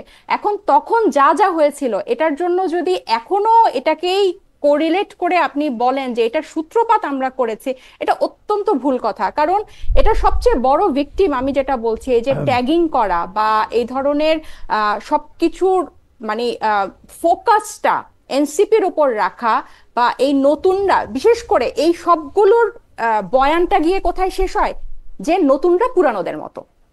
সব জায়গায় এস্টাবলিশমেন্টে যে নতুনরা পুরানোদের মতো, আসলে এটা নতুনরা establish পুরানদের মতো করারই না, কিন্তু আসলে নতুনরা পুরানদের মতো না, অবশ্যই না। কারণ এবং আমি এটাও স্বীকার করি যে 15 মাস বা 9 মাস যথেষ্ট না এটা প্রমাণ করার জন্য। এইটা বুঝতে পারি যে 15 মাস বা 9 মাস প্রমাণ করা যথেষ্ট না হলে আপনাদের যে মিল আছে, মানে সেইটা তো বোঝা যায়। এটা এটা এটা হচ্ছে এই যে আপনি আজকে এটা হচ্ছে এই মিলটা যে আপনারা মাইক্রোস্কোপ দিয়ে খুঁজে খুঁজে বের করেন। আপনারা দেখেন মাইক্রোস্কোপিক্যাল মিলগুলা খুঁজে বের করেন, আর যেগুলা ম্যাক্রোস্কোপিক্যাল মিল ওগুলো আপনাদের আমি আসলে ডক্টর জাবিন আমি আসলে সরি, পুরনো রাজনৈতিক দলগুলোর থেকে আপনাদের কোনো অমিলে আমি দেখি না, একটিও না। আপনি একটু আমাকে একটু সময় দেখি দেন। না, আমি একটিও দেখি না। আপনি একটু সময় দেন আমাকে। জি বলেন, অমিল বলেন তো একটা দুইটা ধরেন। আপনি বিএনপি বা জামাত বা আওয়ামী লীগকে, আপনি বিএনপি জামাত আওয়ামী লীগকে ধরেন। আপনি শুনেন, আপনি এনসিপির যতজনকে চেনেন, যতজনের চেহারা নাম জানেন, এরা কয়টা পরিবার থেকে আসছে, আমাদের কি লিগেসি আছে? ও লিগেসির কথা বলতেছেন, একটু দাঁড়ান, আপনি একটু শেষ, আমি এগুলো থেকে শুরু করে আমি সব শেষ করি। 1949 সালে আওয়ামী লীগ ধরেন, 1979 সালের বিএনপি ধরেন, এক এক পরিবার থেকে আসছে। যখন শুরু হয়েছে তখন থেকে ধরবেন তো। এখানে বাংলাদেশের শাসন কাঠামোতে পরিবারতন্ত্র, ব্যক্তিতন্ত্র ছাড়া কখনোই কোনো রাষ্ট্র কাঠামো ছিল না। আপনি আমাকে শেষ করতে দেন, আপনি আমাকে অমিলগুলো আরেকটু দেখাতে দেন, আপনি বলছেন আপনি আওয়ামী লীগ বিএনপির মধ্যে আমাদের সাথে কোনো পার্থক্য আপনি খুঁজে পান না, একটিও না পান না। আপনি দেখেন এই 272 জনের প্রার্থী তালিকা তারা ঘোষণা করেছে, সেখানে মাত্র 4.7% নারী প্রার্থী আছে। আর এইটা হচ্ছে সেই পুরনো দশক ধরে তারা রাজনীতি করছে। আর আমরা 2024 সালে 25 সালে জন্ম নিয়ে আমরা এখন ওই ফাইটটাই দিচ্ছি। আপনি কিভাবে এখানে মিল খুঁজে পান? তারা নারী নেতৃত্ব তারা তৈরি করতে পারে নাই, তারা কোনো সাংবিধানিক প্রতিষ্ঠানকে নির্বাহী ক্ষমতা থেকে আলাদা করতে পারে নাই। আমরা আপনি কি মনে করেন যে এনসিপি যদি বা এই নতুন পোর্শনটা যদি জুলাই গণঅভ্যুত্থানের পরে না থাকতো, এই টোটাল জুলাই সনদ জিনিসটা হতো, এই সংস্কারের আলোচনা হতো, এই গণভোট হতো না। এই গণভোট, এই জুলাই সনদ এনসিপি কে পুরনো রাজনৈতিক দল থেকে অনেকগুলি ভালো জিনিস পাইছেন, কিভাবে অমিল খুঁজে পান না? মানে জুলাই সনদ সনদ হইতো, জুলাই সনদ আচ্ছা না, আমি একটু জানতে চাচ্ছিলাম পরিবারতন্ত্রের। আচ্ছা তাজনুবা, আপনাদের তো কখনোই কিন্তু জুলাই সনদ হতো না যদি এই শুধু বিএনপি জামাতের এই নতুন কেউ এই পোর্শনটাতে এই ময়দানে যদি নতুনরা না আসতো। দেখেন আমি কি একটা প্রশ্ন করতে পারি? আচ্ছা একটা সেকেন্ড, হ্যাঁ ডক্টর জাবিন আপনাকে একটা প্রশ্ন করতে চাচ্ছি। আমি একটা প্রশ্ন করতে চাচ্ছি, সেটা হলো যে এই যে আপনি পরিবারতন্ত্রের যে পয়েন্টটা বললেন, এটা প্রশ্ন বোঝার জন্য। হ্যাঁ, ধরেন খালেদা জিয়ার ছেলে তারেক রহমান বা শেখ মুজিবের মেয়ে শেখ হাসিনা, এইরকম তো কিছু পরিবার আছে, কিন্তু আপনাদের নেতৃবৃন্দের তো মাত্র বিয়ে শাদী হইতেছে। মানে আপনারা কি এরকম কোন অ্যারেঞ্জমেন্টে যাবেন? এই পরিবারতন্ত্র বলতে আমি এটা বুঝি না। নাহিদ ইসলামের বাচ্চা কাচ্চারা কি এনসিপি করতে পারবে না? না, আপনি আমার পয়েন্টটা ভুল করেছেন। আমি বিএনপির কথাই বলি। কেন প্রধানমন্ত্রী, ওনার দলের প্রধান সবকিছু এক পরিবার থেকে হতে হবে? সেটা তো কেন বিএনপি থেকে কি ইলেক্টেড হয় নাই? শেখ হাসিনা তো ইলেক্টেড ছিল। শেখ হাসিনা তো, এটা তো আমি এই দুটো পরিবারের কথা বলছি। আমার মনে হয় ডক্টর জাবিন আপনি তুলনাটা সঠিক দিচ্ছেন। কেন আপনি সঠিক দিচ্ছেন আমি আপনাকে বলি। জিয়াউর রহমান সাহেব যখন এই দলের নাম কি বিএনপি, জনদল হয়ে বিএনপি গঠন করেছেন, তখন কিন্তু তার স্ত্রী পুত্র এটার প্রধানমন্ত্রী, প্রেসিডেন্ট, প্রেসিডিয়াম কিছু হন নাই। আপনারা মাত্র শুরু করছেন, আপনারা তুলনা দেন ৭৮-এর বিএনপির সঙ্গে, ৪৯-এর আওয়ামী লীগের সঙ্গে, তাহলে তুলনাটা সমান হবে, ঠিক আছে? ওরা পরে দিয়ে গিয়ে কি করবে, আপনারা পরে দিয়ে গিয়ে কি করবেন আমরা জানি না তো, ঠিক আছে? আপনি যখন উৎস নিয়ে তুলনা দিবেন, আপনি উৎস নিয়েই তুলনা দেন। হ্যাঁ, এবার আপনি আমাকে একটু বলতে দিবেন। আবার কি বলেন? আপনার প্রশ্ন ছিল, প্রশ্নগুলি করতে হতো আর কি। বেশিক্ষণ না, 30 সেকেন্ডে আমি শেষ করব। আপনারা এই পরিবারতন্ত্রের যখন বিষয়টা আসে তখন আপনারা উৎসে চলে যান, অন্যান্য প্রশ্নে আপনারা কেন উৎসে যান না? এই যে একটু আগে আপনি বিএনপি জামাতের সাথে কোনো মিল খুঁজে পান না, আপনি কি উৎসের সাথে তুলনা করেছেন? কর্মের সাথে সেটা উৎসের সাথে না, কর্মের সাথে একদম। আপনারা পরে কর্ম যেটা করছেন, ফর্মুলায় আপনার সুবিধা হবে সেটা ফেললে তো হয় না। আমি যখন পরিবারতন্ত্রের কথা বলি, আমাকে একটু শেষ করতে দেন 30 সেকেন্ড। আমি যখন পরিবারতন্ত্রের কথা বলি, আমি তখন তরুণ বিএনপি নেতাদের কথা বলি, তরুণ জামাতের নেতাদের কথা বলি, যে তারা কেন আসছে না নেতৃত্বে, কেন একটা পরিবার থেকেই সব আসছে, কেন ক্ষমতার বিকেন্দ্রীকরণ তাদের দলের মধ্যে হচ্ছে না? তাহলে তো আমাদের রাজনৈতিক ওকে, আপনারা বিএনপি জামাত থেকে আলাদা, ডক্টর জাবিন আপনারা বিএনপি জামাত থেকে আলাদা। আপনি একটু প্রশ্ন থেকে আসেন। সেইটা হচ্ছে যে উপদেষ্টা মাহফুজ আলম এবং আসিফ মাহমুদ সজীব ভুঁইয়া এখনো সরকারে আছেন, তফসিল ঘোষণার পর তাদের নির্বাচনকালীন সরকারে থাকা উচিত হবে কিনা? ডক্টর তাসনিমা জাবিন, আমি একই প্রশ্ন তাসনিম খলিল করবো আপনার কাছ থেকে শুনে। মানে তফসিল পরবর্তী তাদের নির্বাচনকালীন থাকা উচিত কিনা তফসিল ঘোষণার পরে? এখনো সরকারে আছে, এটা হচ্ছে প্রথমত এটা তারা যদি নির্বাচন করেন তাদের হবে কিনা সেটাও জানতে চাইছিলাম আর কি। যদি তারা দুজন নির্বাচন করেন, একজন তো নির্বাচন করবেন বলেছে, যদি নির্বাচন না করলে তারা এটা থাকতেই পারেন, এটা তাদের মানে নিজেদের বিষয় হবে। তবে আমার ব্যক্তিগত বিষয় হচ্ছে, মানে আমার ব্যক্তিগত মতামত হচ্ছে না থাকাটাই ভালো হবে। আচ্ছা, মানে ব্যক্তির মতামতের কথা বলছেন জনাব তাসনিম খলিল, আপনি না থাকাটা ভালো হবে, তারা কি এনসিপির অংশ? কারণ এনসিপির অংশ না, কিন্তু তারা ছাত্র নেতা এবং তারা এই এনসিপির অনেক নেতারা একসাথে রাজনীতি করেছে, তাদের একসাথে চলাফেরা। সো নির্বাচনকালীন সময়ে তারা, এটা আমি আবার বলছি আমার নিজের মত, তারা নির্বাচন করুক বা না করুক, তারা সরকারে না থাকাটাকেই আমি ভালো মনে করি। এমনি এনসিপির কোনো মত কি আছে, মানে আপনাদের এরকম আমরা তো আমাদের নিজেদের নির্বাচনের প্রস্তুতি নিয়ে আমরা আমাদের সরকারে কে আছে, যাচ্ছে এখানে উপদেষ্টাদের কি চিন্তা করছে এটা দলীয়ভাবে ঠিক করার তো আসলে মনে হয় না কোনো সুযোগ আছে। ওকে, এইটা নিয়ে জনাব তাসনিম খলিল, আপনার কাছে কি মনে হয় যে এখনো সরকারে আছেন, তফসিল ঘোষণার পর নির্বাচনকালীন সরকারে তাদের থাকা উচিত হবে কিনা? ওরা তো এনসিপির অংশ না, যদি না অংশ হয় তাহলে অবশ্যই সরকারে থাকবে, আমি তো কোনো সমস্যা দেখি না। তারা তো ডেফিনেটলি গণ অভ্যুত্থানের প্রতিনিধি হিসাবে যখন তারা সরকারে গেছেন তখনও তো এনসিপির জন্মই হয়নি।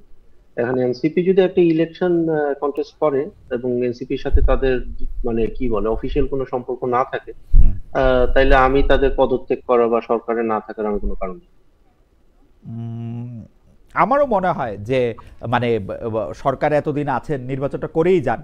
তারা নিশ্চয়ই খুবই ভালো উপদেষ্টা ডক্টর মোহাম্মদ ইউনূস, তাদেরকে খুব রিলায়ও করেন। তারা যদি ইলেকশন না করেন, তারা, আমারও মতামত, তারা আসলে নির্বাচনটা করে গেলেই ভালো করবেন। আমাদের একজন দর্শক একটি মন্তব্য করেছেন, মামুন হোসেনের নাম, খালেদ সাহেব কখন যেন বলে বসে জুলাই আন্দোলনী মব, আমি সে অপেক্ষায় আছি। ইন্টারেস্টিং। আমি একটু ডক্টর তাসনিমা জাবিন আপনার কাছে প্রশ্ন করতে চাই, যে যেটা কমন প্রশ্নের শেষ প্রশ্ন, নির্বাচনে আওয়ামী লীগ থাকছে না, সেক্ষেত্রে কথিত মুক্তিযুদ্ধের পক্ষ বিপক্ষ শক্তি, আমি এটা অবশ্য মানি না, আমার কাছে আওয়ামী লীগকে মুক্তিযুদ্ধের সবচেয়ে বিপক্ষ শক্তি মনে হয়েছিল যতদিন তারা ক্ষমতায় ছিল। ভোটের মাঠে এটা আর কোনো ফ্যাক্টর কিনা, কারণ তারা মুক্তিযুদ্ধের সবগুলি পয়েন্ট অস্বীকার করছিল। কিন্তু ঘটনা হয়েছে, এখন যারা আওয়ামী লীগের এগেনস্টে কথা বলে, তারা প্রথমেই মুক্তিযুদ্ধকে দুইটা গালি দিয়ে নেয়। এইটা কেন করে, এটার কোনো মানে আমি এটা ঠিক জানি না। আমি একটু তাসনিমা জাবিনের কাছে যাই, যে এইটা আপনি আসলে কি মনে করেন, যে এই ক্ষেত্রে আওয়ামী লীগ না থাকার ক্ষেত্রে এই ভোটগুলি কোনো ফ্যাক্টর কিনা ভোটের মাঠে, যেটাকে আমার মনে হয় না। রিসেন্টলি অনেকগুলো জরিপে যে জিনিসটা স্পষ্ট, যে মানুষ ভোটের জন্য মুখায় আছে, প্রায় 92% মানুষ ভোট দিবে এটা বলছে। এবং আমরাও দেখছি সবাই ভোটের ব্যাপারে খুবই পজিটিভ।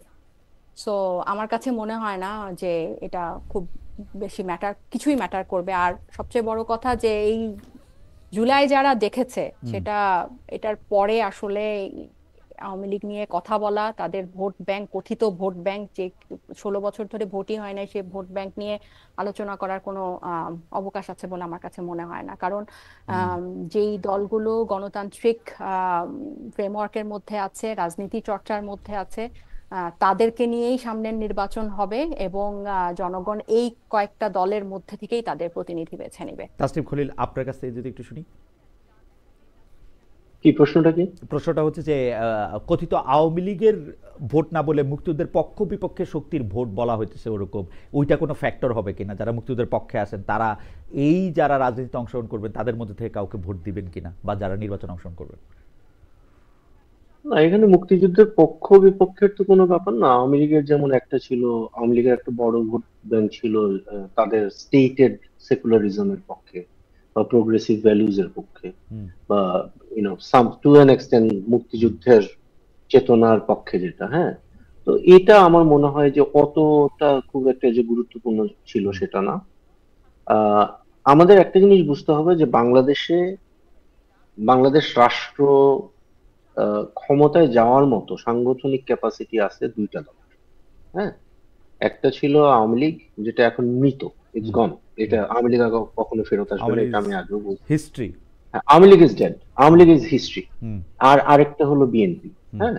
তো এখন যে জায়গাটায় আমরা আছি সেটা হচ্ছে যে বিএনপির বিরুদ্ধে, হ্যাঁ, একটা বিরোধী দল হয়ে, শক্ত বিরোধী দল হয়ে কে উঠবে, এটাই আমরা আসলে সামনের 2-3টে ইলেকশনে দেখব। এটা এখন একদিকে জামাত ডেফিনেটলি চাচ্ছে প্রধান বিরোধী দল হয়ে উঠতে, এবং আমার কাছে মনে হয় যে এইখানে সবচেয়ে প্রমিজিং অ্যাক্টরটা ছিল এনসিপি, যারা মানে এত কিছু বলার তো আসলে এখানে স্পেসটা নাই, বাট জামাত কখনোই এনসিপি কে ওই জায়গাটায় দেখতে চায় না। এবং যে কারণে আজকে যে কি বলে এই এবি পার্টি এবং রাষ্ট্র সংস্কারের সাথে তাদের যে জোট, আমি মনে করি যে এটা একটা খুব ইউজলেস টাইপের অ্যালায়েন্স হবে, with all due respect to Tajnuva here. আমি মনে করি যে এনসিপির একটা প্রমিস ছিল, এবং এই প্রমিসটা এখনো আছে, যে ভোটের রাজনীতি তারা যদি আসলে করতে চায়, তাহলে তাদেরকে ওই যে বিএনপির বিরুদ্ধে একটা বিরোধী দল হিসেবে দাঁড়িয়ে নিজেকে একটা অল্টারনেটিভ হিসেবে রেডি করা, এই কাজটা তাদের আগামী ইলেকটোরাল পলিটিক্সে আমার মনে হয় করা উচিত। আর আওয়ামী লীগের ভোট ম্যাটার করবে কিনা, আওয়ামী লীগের ভোট স্প্লিট হয়ে যাবে। আওয়ামী লীগের ভোট বেশিরভাগ, আমি মানে গ্রাউন্ডে কথা বলে যেটা আমি মানে বুঝতে পারলাম, যে আওয়ামী লীগের বেশিরভাগ ভোট, যেগুলা ফ্লোটিং ভোট ছিল বা sympathetic two Awami League vote ছিল, এর একটা বড় অংশই এখন বিএনপির দিকে চলে যাচ্ছে, কিন্তু অলরেডি গেছে। কিন্তু তাসনিম, আপনার কাছে কি মনে হয় না যে এনসিপি তার যথাসাধ্য চেষ্টা করছে বিএনপির বিরুদ্ধে দাঁড়ায় একটা রাজনৈতিক নতুন পথ বা আলো এরকম দেখানোর জন্য? প্রতিটা জায়গার মধ্যেই তো বিএনপিকে আজকে, এটা ডক্টর জাবিন ঠিকই বলছেন যে জুলাই সনদের মধ্যে থেকে বিএনপিকে দিয়ে যেগুলি আসলে সই করানো সম্ভব হয়েছে, সেইটা তাদের ওরকম একটা শক্ত অবস্থান না হলে এটা হয়তো নাও হইতে পারতো। আপনার কাছে মনে হয় না যে তারা চেষ্টা করছে? আমার কাছে, আমি তো এনসিপি কে নিয়ে খুবই আশাবাদী ছিলাম, এনসিপি কে হুম, আমি খুবই ক্লোজলি ফলো করি। হুম, আমার কাছে মনে হয় যে এনসিপি সকালে কি বলে সেটা বিকালে তার মনে থাকে না, বিকালেই যা মনে নাই সেটা আবার তাদের সন্ধ্যাবেলা মনে পড়ে, এবং রাতের বেলা ডিসিশন চেঞ্জ হয়ে যায়। তো এটা খুবই কি বলে আনপ্রেডিক্টেবল একটা পার্টি এখন পর্যন্ত। তাজনুবা যেটা বললেন না, এই যে হুম, এখন একটা জোট হয়েছে তিন হুম, দলের, হুম, এটা কি এই তিন দলই থাকবে, নাকি এখান থেকে আরেকজন বাদ পড়বে, নাকি আরো তিনজন এসে ঢুকবে, হুম। এটাও কিন্তু আমরা জানি না। ওকে। আমি যেটা শুনতেছি আর কি, রিউমার্স, যে আরো কেউ কেউ এই জোটে আসবে। আমার আমার আমার হ্যাঁ, এবং আরো আরো আরো আরো আরো বড় হবে জোট, বা ছোট হতে পারে। তো আমরা আসলে জানি না এনসিপি কি করবে, এটা এনসিপির কেউ যদি জানে তাহলে আমার মনে হয় যে তাকে কংগ্রেচুলেট করা উচিত। আমার লাস্ট প্রশ্ন, সেই আমি লাস্ট প্রশ্নটা আমি একটু তাজনুবা দিয়ে শুরু করতে চাই। না, আলোচনা আপনি করতে পারবেন, আপনারা যতক্ষণ থাকেন ততক্ষণ আমার সময় দেন, আমি সব প্রশ্নটা করি। তাজনুবা কিছু বলতে চাইছিলেন? তাহলে বললে হ্যাঁ, আমি আমি লাস্ট। এই আপনাদের দুইজনের এই কথার প্রেক্ষিতে একটু বলতে চাই, যদি সময় থাকে, সময় না থাকলে ঠিক না, আছে। বলেন বলেন। আহ, এই আপনার প্রোগ্রামে আমি সন্ধ্যায় আমি একজন একটা টক শো দেখছিলাম রেডি হতে হতে। আমার একজন প্রিয় লেখক এবং রাজনৈতিক বিশ্লেষক, উনি বলছিলেন যে ভোটের রাজনীতিতে বিএনপি এবং জামাত খুবই স্ট্রং, যে ওরা যেরকমই হোক তারা সাংগঠনিকভাবে খুবই স্ট্রং। তো উনি আশা করেছিলেন যে এনসিপি গত 1.5 বছরে সাংগঠনিকভাবে অনেক পথ পাড়ি দিবে, রাদার সংসদে যাওয়ার চিন্তা না করে। সো আমার কাছে না আপনাদের আলোচনা, আপনারা অনেক কানেক্টেড আমার থেকে বেশি বিভিন্ন উম, অনেক কিছুতে। কিন্তু আমার কাছে যেটা মনে হয় সবার কথা শুনে, যে আপনারা একটা 27-28 বছরের ফ্রেশার গ্র্যাজুয়েটকে চাকরি দিতে চাচ্ছেন উইথ 5 to 10 years এক্সপিরিয়েন্স। মানে 8 মাসে, প্রথমত এনসিপি হয়েছে 8 মাস। আমরা যতবারই বলি যে আমাদের একটা দীর্ঘমেয়াদী পরিকল্পনা আছে, আমরা একটা রাজনীতির আলাদা একটা ভরকেন্দ্র হতে চাই, আমাদের আহ্বায়ক সাহেবও বলেছেন যে আগামী 10 বছরের মধ্যে আমি এই দলকে সরকার গঠনের পর্যায়ে নিয়ে যেতে চাই। তারপরও কেন জানি আপনারা আপনাদের আশা হতাশা সবকিছু এরকম, যে একটা গণ অভ্যুত্থান হয়েছে, কয়েকটা ছেলে মেয়ে ফেরেশতা হয়ে গেছে, একটা বেহেশতের মতো একটা জায়গায় আমরা রাজনীতি করতে আসছি, এবং এখানে কোনো মত দ্বিমত থাকতে পারে না। যেটা সঠিক আমরা ঠিক সেটাই করব। এখানে কোনো কিছু নেতিবাচক হতে পারে না, তারা কোনো ভুল করতে পারে না, তাদের অভিজ্ঞতা নাই, কিন্তু তাদের সব সিদ্ধান্ত হতে হবে একদম পাক্কা খেলোয়াড়ের মতো, তাদের সব কথা হতে হবে, আমাদের তাদেরকে মানে পুরনোর মতো হওয়াই যাবে না। তাসনিমের তো কথা শুনে আপনার হ্যাঁ, এগুলি আমি মনে হলো? এতটুকু আপনাদেরকে একটু শেষ তাসনিমের করি কথা শুনে খালেদ এগুলি ভাই। মনে হলো? না, আপনাদের দুজনের আলোচনায় আমার মনে, কথা শুনে আপনাদের মনে হলো, অনেক মানে আমার আর যে তাসনিমের অনেক কথা আশা শুনে আপনার ছিল, মনে হলো? অনেক হতাশা ছিল। আমি শুধু এতটুকু বলি যে আমাদের অনেক লম্বা পথ পাড়ি দিতে হবে, এবং আমাদের জোট বড় হোক ছোট হোক, আমরা থাকি না থাকি, এনসিপি আগায় যাবে। ওকে। কারণ এই যে গণঅভ্যুত্থান পরবর্তী একটা রাজনৈতিক, মানে এই সময়টার আমাদের উপর একটা পুরনো এস্টাবলিশমেন্ট 54 বছরে যেটা পারে নাই, সেটা পারার একটা গুরু দায়িত্ব আমাদের উপর আছে। আমরা এখনো যদি মানে সেটা আমরা, আপনারা হয়তো অনেকভাবে কানেক্টেড দেখে আপনারা সেটা হয়তো কনভিন্স না, কিন্তু আমরা যারা দলের ভিতরে আছি আমরা এটাতে কনভিন্স, যে আর যারা পুরনো আছে তাদের মতো হয়ে যাওয়ার জন্য এনসিপির জন্ম হয় নাই। ওকে। তো এই কথাটা আমি আপনার প্রোগ্রামে এর আগেও অনেকবার বলেছি, কিন্তু তারপরও মানে এই কথাগুলো ঠিক হয় আমার না। মনে হয় যে এই কথাগুলি আমরা অনেকবার শুনছি, আপনারা নিজেরা একটু শুনেন আপনাদের কথাগুলি, তাহলে সুবিধা হবে। হাওয়েভার, আমি একটু লাস্ট প্রশ্নটা করি, যে কারণ আপনারা যেগুলি বলেন আমি তাসনিমের সাথে অতটা মানে করে আমি বলতে চাই না যে সকালে এক কথা বিকেলে এক কথা। আমার খালি একটাই অনুরোধ, আপনি এখন যে কথাগুলি বললেন, আমার এক বন্ধু বলছেন যে আপনি ঠিক কথা বলতেছেন, আমার কাছে মনে হয় আপনাদের কথাগুলি আপনারাও নিশ্চয়ই শুনবেন, আমরা তো শুনবই, আমরা শুনছি, আরও শুনবো, কিন্তু আপনারাও শুনেন। আমার লাস্ট প্রশ্নটা আমি করি, 90-এর পর থেকে জাতীয় পার্টি যতবার ভেঙেছে সেখানে সামরিক গোয়েন্দা ডিজিএফআই এর একটা প্রভাব রেখে এসেছে। এখন আমরা আবার আনিসুল ইসলাম মাহমুদ, আনোয়ার হোসেন মঞ্জুর নেতৃত্বে নতুন জোটের আত্মপ্রকাশ দেখলাম। তাদের সাম্প্রতিক রাজনৈতিক ক্যান্টনমেন্ট দ্বারা নিয়ন্ত্রিত হচ্ছে বলে অভিযোগ রয়েছে। সামরিক গোয়েন্দা ডিজিএফআই ক্যান্টনমেন্ট মুক্ত হবে, নতুন রাজনৈতিক বন্দোবস্ত, সেই আকাঙ্ক্ষা কি বিলীন হয়ে গেছে কিনা, এটা আসলে হিসাবে তাসনিমকে আগে করতে হইতো, প্রশ্নটা পরে তাজনুবাকে। আমি কি এইভাবেই করব? তাসনিমকে আগে একটু বলবেন, কারণ মানে যেটা কানেক্টেড বলছিলেন ডক্টর জাবিন, সেটা বোধহয় তাসনিমের সাথেই বেশি কানেকশন সবার, সেই জন্য আমরা একটু বলি যে এইটা কি আসলে সামরিক গোয়েন্দা ডিজিএফআই এর একটা প্রভাব? আপনারা তো হাইলি কানেক্টেড। না, আই নট কানেক্টেড, আমি লাইক ইনফর্মড যে ইয়া। আরো আপনি খালেদ ভাই কি কারো কোটেশন দিচ্ছেন জাতীয় পার্টিকে নিয়ে? না, এটা আমার আমার আমার পর্যবেক্ষণ। জাতীয় পার্টি যতবার ভাঙছে ততবার নাম পড়ছে সামরিক গোয়েন্দা ডিজিএফআই, মানে এইটা নামটা যে পড়ছে এইটা আবার পরে জাতীয় পার্টির নেতারা আবার বিভিন্নভাবে বলছেন। মানে আমি তো জাতীয় পার্টিকে খেয়াল করি, মানে এরশাদ সাহেবের জাতীয় পার্টি থেকে আনোয়ার হোসেন মঞ্জুর জাতীয় পার্টি, তো নাজির রহমান মঞ্জুরের জাতীয় পার্টি, তো যে একজন ছিলেন মতিন সাহেব তার জাতীয় পার্টি, মানে তো সেই হিসাবে আমি বলতেছি আর কি, ততবার এইটার সামনে আসে আর কি এই কথাগুলা। না, জাতীয় পার্টি তো মানে ডিজিএফআই এর পার্টি। এমনকি এরশাদ সাহেবের, এটা বলে এরশাদ সাহেবের যে দুজন স্ত্রী ছিলেন তাদের কোন জাতীয় পার্টি বা তাদের কার সাথে আর্মির কি সম্পর্ক সেইটা নিয়েও তাদের মিসেসরা কখনো এরশাদ সাহেব কখনো তার ভাই খোলাখুলি বলেছেন প্রেসে, সেই জন্য বললাম আর কি, যে মানে তারা এটা বলছে। না না, জাতীয় পার্টি সবসময় ডিজিএফআই এর পার্টি, এটাও মানে আমরা মোটামুটি ওই যে তাজনুবার ইয়ে বড় করে বলতে হয়, কানেক্টেড লোকজন এটা জানে। এখন কি অবস্থা এটা আমি জানি না, তবে হ্যাঁ জামাতের পক্ষ থেকে একটা পুশ ছিল, এখন কোন অবস্থায় আমি আছে জানি না, জাতীয় পার্টিকে নিষিদ্ধ করতে হবে সম্ভবত। এখানে এই যে রংপুরের সিট গুলাতে বা রংপুর ডিভিশনের সিট গুলাতে জামাত একটু সুবিধা পাবে যদি জাতীয় পার্টি নিষিদ্ধ হয়। এটার জন্য আবার তারা দেখলাম যে আরো কয়েকটা পার্টিকে সামনে রেখে এক ধরনের আন্দোলন সংগ্রাম করার চেষ্টা করছে, সম্ভবত সফল হয়নি এখন পর্যন্ত যা জানি। ওকে, মানে আপনার কাছে তাহলে একটু এক লাইন কি শুনতে পারবো যে এই দলটার, মানে যেটাকে আপনি আসলে রাষ্ট্র সংস্কার আন্দোলন এবং এবি পার্টি এবং এনসিপির অ্যালায়েন্সটাকে আপনি বলছেন প্রিটি মাচ ইউজলেসই হয়তো হবে, এই পার্টিটা কি আপনার খুব ইউজফুল মনে হয়? এটা কোনো একটা প্রভাব বিস্তার করতে পারবে এই অ্যালায়েন্সটা? জাতীয় পার্টির ইউজফুলনেস হলো যে it is the most useless political actor in Bangla, এটাই তাদের ইউজফুলনেস। ঠিক আছে, এটা একটু প্যারাডক্সিক্যাল বাট দ্যাটস দ্য, মানে বিকজ তারা এত ইউজলেস এই জন্যই তারা হাসিনার কাছে এত ইউজফুল ছিল। ওকে, মানে অতটা ইউজলেস হওয়াও একটা আসলে কোয়ালিফিকেশন।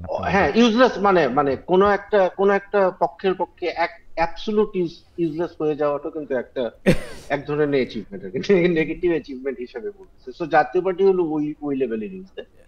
আর আপনার যে প্রশ্নটা ছিল যে এনসিপির যে জোটটা, এখন তাজনুবা খুবই আহত। আমার মনে হয় আপনারা তো যেহেতু আপনি নতুন পলিটিক্যাল পার্টি, আপনারা রাজনীতিবিদ, আপনারা যখন, এটা আমি খুব ফ্রেন্ডলি একটা কাউন্সিল হিসেবে বলতেছি, আপনারা যখন আমাদের মতো সাংবাদিকদের সাথে বসবেন, আমরা আপনাদেরকে অনেক ক্রিটিক করব, আপনাদের শুভাকাঙ্ক্ষী হইলেও ক্রিটিক করবো, আপনাদের শত্রু হইলেও ক্রিটিক করবো, এত আহত হয়েন না।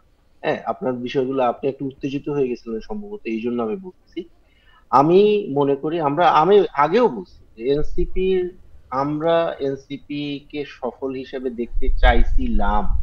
হ্যাঁ, জামাত কি করতেছে বা এবি পার্টি কি করতেছে বা এই যে কি জানি আরেকটা রাষ্ট্র সংস্কার আন্দোলন কি করতেছে, এটা নিয়ে কিন্তু আমাদের অত মাথা ঘামাইও নাই, কোনোদিন আমরা কথাও বলি নাই। আপনাদের প্রতি আমাদের আশা ভরসা ছিল এবং আমরা অত্যন্ত বেদনার্ত বলতে হবে যে আপনারা এখন পর্যন্ত আমাদের চোখে, অবজেক্টিভ জার্নালিস্টদের চোখে, আপনাদের পলিটিক্যাল মিশন যেটা ছিল যে নতুন একটা বাংলাদেশ আপনারা উপহার দিবেন বলছিলেন, সেই 24 অগস্ট মাস থেকে বলে আসতেছেন, আপনারা সেটা দিতে ব্যর্থ হয়েছেন। এখন এই কথাটা বলার মানে কিন্তু আপনাকে খারিজ করে দিচ্ছি। এই কথাটা বলার মানে হচ্ছে যে আমরা আপনাদেরকে অনুরোধ করতেছি যে আপনারা আবার ড্রয়িং বোর্ডে ফেরত যান, আমাদের গুডউইল আপনাদের সাথে আছে এবং আপনারা আসলেই একটা শক্ত বিরোধী দল এবং কোনো না কোনো সময় একটা পাওয়ার পার্টি হিসাবে আপনারা বাংলাদেশের পলিটিক্সে আসেন, এটাই আমরা চাই। তো আপনি যদি আহত হয়ে থাকেন আমি আপনার কাছে সরি বলবো। আমি না না না, আমি একটু আহত আমি হয় নাই, আমি আমি আমি শুধু একটু বলি প্রশ্নটা খালেদ করি, ভাই, আমি শুধু আহত হয় নাই। আমি প্রশ্নটা করি একবারে বললেন আর কি। আমি আমার জায়গা থেকে বলি, বাংলাদেশের রাজনৈতিক দলগুলির মধ্যে বিএনপি বাদে আওয়ামী লীগের জন্ম আমার জন্মের আগে, বিএনপি এবং জাতীয় পার্টিকে আমার জন্মের পরে জন্ম নিতে দিয়েছে, এবং আওয়ামী লীগের, বিএনপির, জাতীয় পার্টির, জামাতে ইসলামের কোনো রাজনৈতিক দলের প্রতি আমার আমার কোনো ধরনের কোনো প্রত্যাশা কখনো তৈরি হয় নাই, এবং আমি কখনোই এর কোনো রাজনৈতিক দলের জীবনে কোনো ভোট দেই নাই। কিন্তু এনসিপি যখন প্রথম রাজনৈতিক দল করে আসছে, আমারও তাসনিম মানে রাজনৈতিক দলের আগেও যখন নতুন বন্দোবস্তের কথা বলছে, আমারও অনেক আশা ছিল। আমি এত সরাসরি তাসনিমের মতো বলতে পারবো না, কারণ তাসনিম অনেক সরাসরি কথা বলে। আমি বলতে পারবো না যে আমার সমস্ত আশা ভঙ্গ হয়েছে, কিন্তু আমি বলতে পারি যে আমার 95% আশা ভঙ্গ হয়েছে, ওটুকু পর্যন্ত আমি যাইতে পারি। এবং আমি এনসিপির দিয়া আর আশা দেখতে পারবো কিনা সেটা আমি জানি না, মানে এখনো জানি না আর কি। তাজরুবা যদি প্রশ্নের এই কথারও জবাব দেন, আর প্রশ্নের আর আহত না হওয়ার ক্ষেত্রে তাসনিম সরি বলছেন, আমি আরও 10 বার সরি বলতে রাজি আছি। আপনারা আমার খুবই প্রিয়, আপনারা কখনো কোনো কারণে আমার আচরণে দুঃখ কষ্ট পাইলে আপনারা মাফ করে দিন। 10 বার, 15 বার, 20 বার মাফ চাইতে আমি রাজি আছি। প্রশ্নটা করি, সেইটা হচ্ছে জাতীয় পার্টির নেতৃত্বে যে দল গঠিত হয়েছে, জোট গঠিত হয়েছে, সেইটারে আপনারা রাজনীতিতে গুরুত্বপূর্ণ মনে করেন কিনা? জি তাজনুবা। আচ্ছা, আপনারা দুজনই যেভাবে মাফ চাইছেন, মানে আমি থ্যাংক ইউ দিই দলের পক্ষ থেকে যে আপনার 5% আছে, আর তাসনিম ভাইয়ের এখনো গুডউইল আছে আমাদের সাথে। সো সব মানে জুলাইও সব আশা যেখানে শেষ হয়ে গিয়েছিল, এরপর থেকেই আসলে আমাদের শুরু। আমি এতটুকু দৃঢ়ভাবে বিশ্বাস করি এনসিপি বাংলাদেশের ভবিষ্যৎ, সেটা ব্যর্থতার মধ্যে দিয়ে যাক আর যেসব চ্যালেঞ্জের মধ্যে দিয়ে যাক, ওই 5%কে 100% ইনশাল্লাহ আমরা করতে পারবো। যদি করতে পারি, আমরাই করতে পারবো। সেকেন্ড প্রশ্নে আমি আমার উত্তেজিত হব না, আমি একটু আপত্তি জানাই।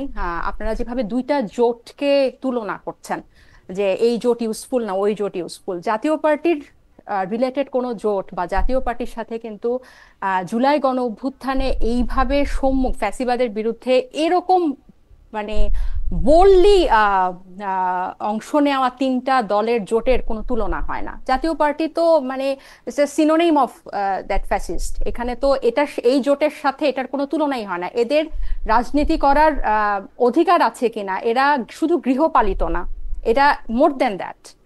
এবং আপনারা হয়তো এটাকে আলোচনায় তাদেরকে রাখবেন, কিন্তু বাংলাদেশের মানুষ ইতিহাস তাদেরকে মনে রাখবে যে তারা ফ্যাসিস্টের আওয়ামী লীগের একদম সবচেয়ে ক্লোজ সহযোগী ছিল, এবং তাদের মধ্যে থেকে বিরোধী দল রেখে তারা মন্ত্রী প্রতিমন্ত্রীও হয়েছে। সো এখন এরকম একটা রাজনৈতিক দলের, অন্যান্য বড় বড় রাজনৈতিক দলের দেখছি যে তাদের ব্যাপারে বোল্ডলি বলতে, ডিসিশন নিতে অনেক আনকমফোর্টেবল, অনেক হেজিটেশন আছে। আমাদের কোনো হেজিটেশন নাই।